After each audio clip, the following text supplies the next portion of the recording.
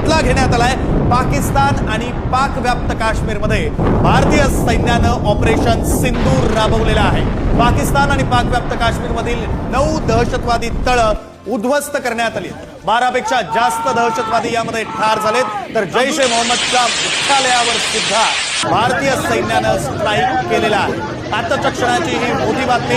मध्यरात्रीच्या सुमारास, रात्री 1:30च्या सुमारास हा सगळा स्ट्राईक भारतानं केल्याचं समजतं आणि त्याची ही दृश्य पुढारी न्यूजच्या टीव्ही स्क्रीनवर आपण पाहतोय। ही दृश्य आहेत पाकिस्तानातून, भारताचा शत्रू असलेल्या पाकिस्तानातून, पाकिस्तान व्याप्त काश्मीरमधून ही दृश्य।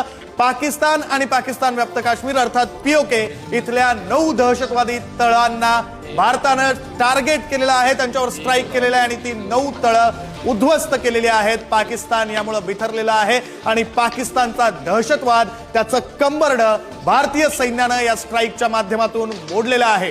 पाकिस्तान आणि पाक व्याप्त काश्मीरमधील 9 तळं उद्ध्वस्त करण्यात आली आहेत।